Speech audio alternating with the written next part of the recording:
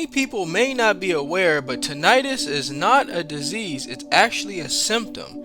It's a sign that there is something going wrong with the auditory system. In short, this includes the ear, the auditory nerve that connects to the inner ear to the brain, and this part of the brain that processes sound. At this particular juncture, there is no cure for tinnitus, but there are ways to make the condition be more tolerable. And if you're not sure you have tinnitus, there's also a possibility that you may have something less severe. See, the problem with eustachian tube dysfunction and tinnitus is they're almost like cousins.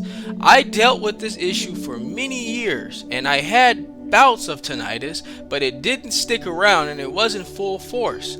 My condition was more of a eustachian tube dysfunction issue caused by many symptoms, and one of those symptoms happened to be tinnitus. For many people who have developed a chronic condition of tinnitus have developed symptoms of hearing loss. When you lose hearing, your brain undergoes changes in the way it processes sound and frequencies. And what should be publicized more and emphasized more by medical professionals is tinnitus is associated with high levels of emotional stress.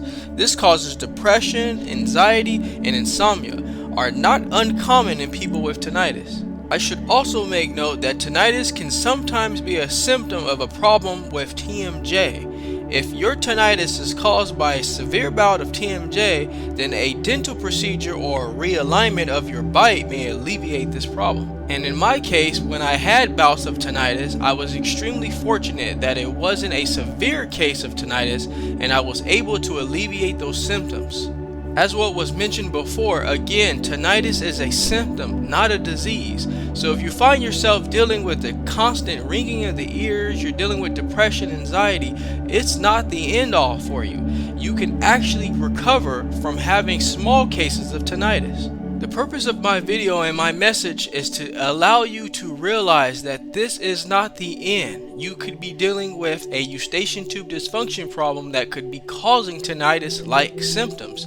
This was my case. I did not have a full-fledged force of tinnitus, so I was able to resolve what I was dealing with and able to move on. Just to recap on a few things that I did to recover from having these issues is that I did do red light therapy. This was a very essential practice, and it was something that I wanted to try, and it actually helped get rid of the problems I was dealing with.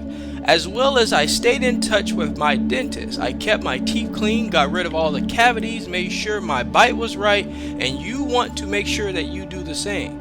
And last but not least, my diet had to be adjusted. I had to cut out a lot of fatty foods, get rid of all the harmful sugary drinks, and start increasing vegetables.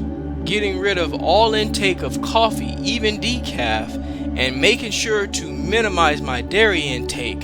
With all of this combined, I was able to recover from having eustachian tube dysfunction. So if you're dealing with tinnitus and you're not sure how it came about, you may be dealing with a very, very minimal case of it, that it's a possibility you can get rid of it very quickly. And by very quickly, you can start the process. Don't expect 24-hour results. Start doing simple things to really maximize results. I guarantee if you start with the basics, better diet, get rid of some of the caffeine, minimize the fatty sugars and drinks and things that don't help your body. Just believe that you have the chance to heal and trust your body. Make those adjustments and I guarantee you'll find better results than you ever have. Just keep being persistent and confident in the process, and I can see you healing very soon. Take care, everybody.